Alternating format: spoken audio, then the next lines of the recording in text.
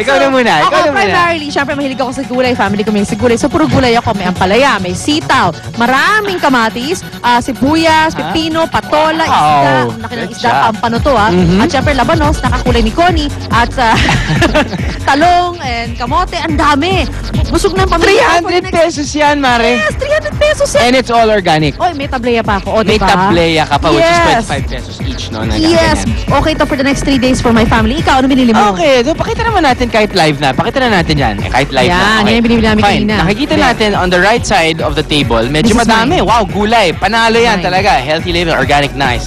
Ako naman, you know, I love the good stuff also. You're such a man. No, talaga. I mean, quality versus quantity. Actually, quality rin. Quality and quantity. Ito quality. Pero talaga yung chunk na binili ko, ang naubos yung pera ko dahil bumili ako ng lechon. Lechon na 115 pesos, 1/4 kilo. Yes. At alam mo, mas marami pa to dahil kinain lang namin. Kinain na namin yan. Nag-rice na rin kami black rice. At kung bumili rin ako ng tableya, so which is 50 pesos, dalawa. Ito rin, parang, ito yung tinatawag nilang kefir. Yung parang rich in enzymes. Parang it tastes like yogurt pero more healthy. Is it for salads or it's drinking? It's for salads also. And you can actually take in shots. But this one also, tinatawag ng malunggay pandan rice mix. Type ko yan. Alam mo, sikat na ngayon ng malunggay. Yan, pero ito, pwede mong, parang meron siyang lasa ng pandan, malunggay, imimix mo lang habang nagluluto ka ng kanin. Wow! You like that? Yes. Diba? 50 pesos. I love it. You love it? At mga bata, magkakaroon pa ng vitamins. Siyempre, di sayang na lang gulay, di ba? Ito, nakakoncentrate na eh. So you just pour it and then that's it. Ayoko na. I love this. I'm going shopping again. Shopping na ako, tapos na. Shopping na? Are you done? Nakailang bag na 300 pesos, 300 pesos, 600 pesos. Perfect. 600 for a week. Couple. Yeah. A week. Oh, meron ng mga bata dyan. Or 3 days. 3 days. Alright. Kami kumain. Okay. Good job. Wala po dito sa Eton Century, sa EDSA Corner, Quezon Avenue. Balik muna tayo sa studio. That's right. Love it. Yes. Lechon? More? Lechon? Yes, of course. Okay, organic. Pwede pa? Pwede tayo? Organic? It's organic. Okay, mga kapuso, naghanap ba kayo ng mga murang gamit pero pang fashionista at pang artista ang dating? Tutok lang at narito ang ilan sa mga mabibiling paninda sa nalalapit na pinakaabangang celebrity ukay-ukay. Yan ang ibibida sa atin ni Mr. Henry Perez, ang Executive Director ng GMA Kapuso Foundation. Good morning, Henry. Good morning, Kuya Lar. Good morning, Susan. Hi, Henry. Naku, excited naman kami sa mga dala mo dito. Yes. Pero syempre, para sa kaalaman ng ating mga kapuso dyan, tungkol saan ba itong celebrity ukay-ukay? Itong Ogie and Regine Celebrity Ukay-Ukay, ang pagkakataon ng ating mga kapuso para magkaroon ng mga items galing sa mga celebrities. At hindi lang sila makakabili ng mga items na to, ng mga gamit ng mga celebrities, makakatulong pa sila sa pagpapagawa ng mga schools. Yun na. At balita ko, Henry, maraming artista nang nagbigay ng kanilang mga personal na gamit. Totoo yan. Names talaga. Name drop na to. Ang kagandahan po sa project na ito ay it transcends network boundaries. Kapamilya, kapuso, kapatid, nagbibigay sila. Katulad dito, meron tayo ditong first gown yan ni Regine. Ay, hindi na sa kanya ngayon yan. Okay. Hindi na kanya ngayon maganda ng color. May Manny Pacquiao dito, of course. Yes, siyempre. Ito, ginamit niya talaga po yan. Merong boxing gloves, dalawang jacket pa siya. At may Isang signature, robe pa. Nandoon pa yung iba. May signature. Nasa bodega po namin yung iba. Yeah. Ay, si Luan namimili. Ay, sorry. At eto naman. Ang Eto. Darth Mall. May maganda Dark pong kwento to. Priced item ito ni Ogie. Okay. Pinaghirapan niya, sabi niya, 6 na oras siya. 6 na oras po siyang nag-host ng bingo. Para makuha niya ito sa isang special promo ng KFC many years ago. Wow. But he's willing to part with it para maging classroom. So actually, these are some items na medyo may sentimental value. Kunwari, yung kay Ogie, you're saying this keyboard, ang dami na sulat ni Ogie dito. Keyboard na to, no? Itong keyboard na ito ni Ogie, marami siyang mga hit songs na ginawa po dito. Katulad ng Ikaw Sana. Ang iibig. Ayan. Ikaw sana. Yun. So Henry, lahat ba ng mga items na nandoon ay medyo mga big ticket items or mga collectibles? Ang totoo po, para po sa lahat ng kapuso, meron tayong pagkakataon, may pang-ukay-ukay items, may fixed price na po yan, yung po mga katulad dyan. Ito yung itong mga damit, baka akala nila puro mga gowns lang ang Pero yung pong mga may kwento at may sentimental value, katulad nung kay Manny Pacquiao, itong keyboard na ito, Darth Maul, concert gown. Oo. Yan po ay pang-auction. Ah, Pang-auction. Kay alright. Tita Mel po ito, kay Kay Paul Tita Mel. Cabral, made by Paul Cabral. Beautiful. We have like almost 100 gowns. Oh, wow! From different stars. Carla Abellana sa likod Carla mo. Abellana nga po pala. Rosalinda gown po ito ni Ayan. Carla Abellana. At eto naman, dito sa banda naman, banda rito. Kuya Lar, bagay. Eto, meron ding mga shoes. Opo. Katulad nitong snake skin na shoes na ito, Henry.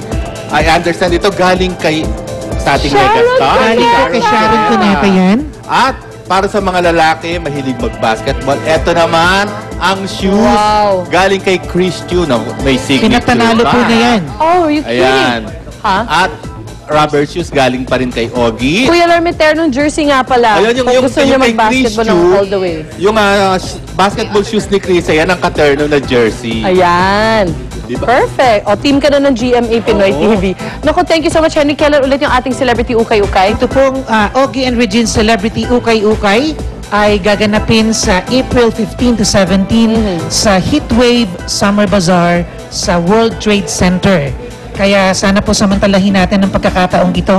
Si Chris Aquino nga pala, nagbigay ng jewelry item at Wow! mga bags at iba Ayun. pang mga gamit din para sa Nakakatuwa, Kapuso no? School Development ng Kapuso Kailan Foundation. yung auction mismo? Ang auction at ang ukay-ukay ay dun sa 3 araw na yon. Oo. But after the 3-day bazaar, yung marami pang items ang matitira. It's going to be a year-long project on eBay. On eBay. So, Wow. abangan nila yun. Alam mo ba na pati yung mga nasa abroad tumatawag, gusto nilang maki-auction? Pwede sa Oo. eBay sila. Kasi Yes. sa abroad sila eh. Kakatawag lang ni Para Roy sa Tarobal mga- sa akin. Sabi niya, talaga? May auction? Game ako Sabi ko, dyan. Yan. And of course, thank you so much, Mr. Henry Perez, Executive Director ng GMA Kapuso Foundation. Hi, Tita Mel, kung nanonood si Tita Mel. Kaya mga Kapuso, huwag niyo pong kalimutan, Heatwave Summer Bazaar, April 15 to 17, World Trade Center, Pasay City. See you there. Yeah. Shopping. Ukay-ukay, celebrity ukay-ukay. We'll be back. Balik pa mo ng hirit.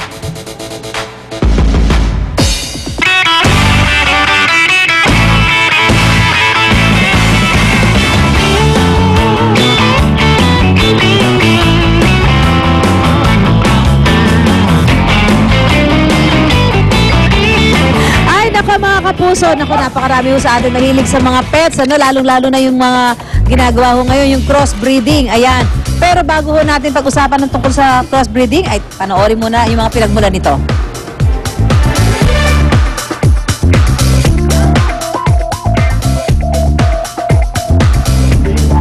Okay, ngayon, makakasama natin Luwan, si Dr. Dr. Maricel Licuana. Good morning, Doc Maricel. So, yung nakita natin kanina sa video, meron tayong Persian cat at saka Siamese na pinaghalo. Okay. Oo, yan. Paano ba yung ginagawang crossbreeding pagka ganyan, Doc? Ang term kasi na crossbreeding, it refers din sa pagsasama ng dalawang pure breed na dogs or Dalawang cats. lahi, gano'n. Yes, Okay, oo. So yung sa Siamese Persian cat, ano yun? Anong breed po yung pinagsama dyan? Ito.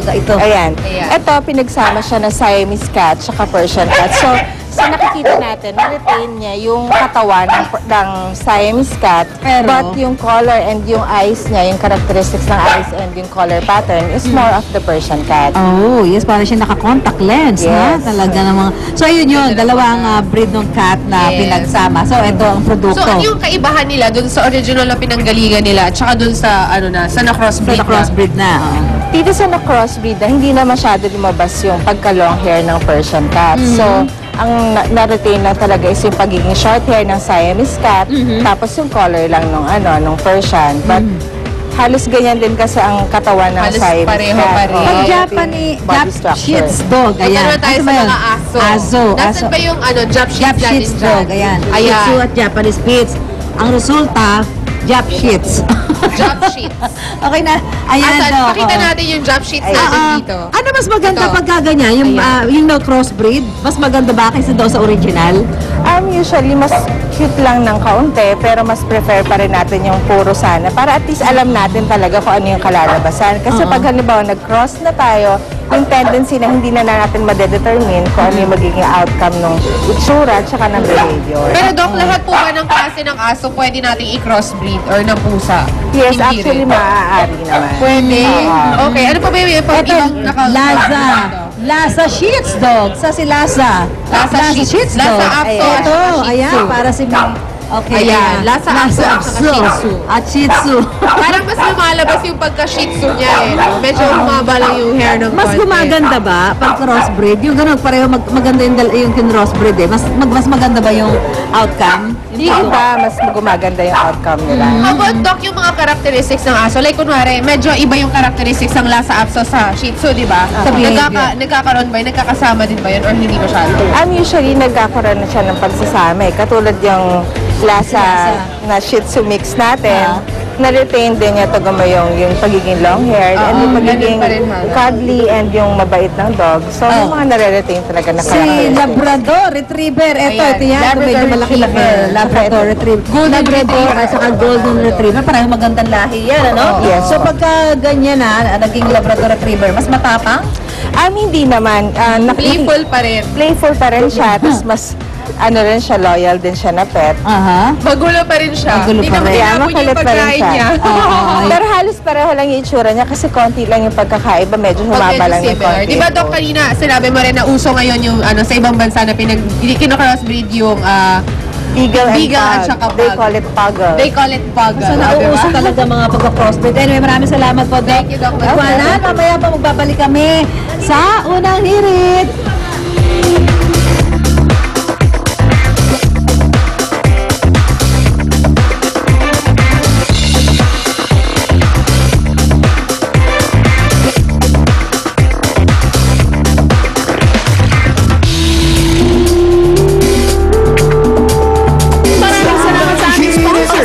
Ultra Mega Supermarket.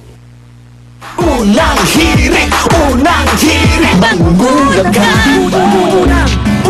For almost 40 years of professional dermatology, Derm Clinic has dedicated itself to providing high-quality products and services only performed by their group of certified experts in the field of skincare. With more than 20 branches nationwide, state-of-the-art equipment, facilities, and breakthrough procedures, Derm Clinic offers these proven effective treatments: intense diamond peel, facials, Botox and Juvederm, glutathione injectables, new shape and new light, auto skin microneedling. Your skin is better when seen by our dermatologists. because Derm Clinic is the true skin and hair clinic. Masasarap ang inyong mga paboritong ulam kung may tamang asim ng Silver Swan sukang puti. Mabango, swabe sa lalamunan, at hindi masangsang sa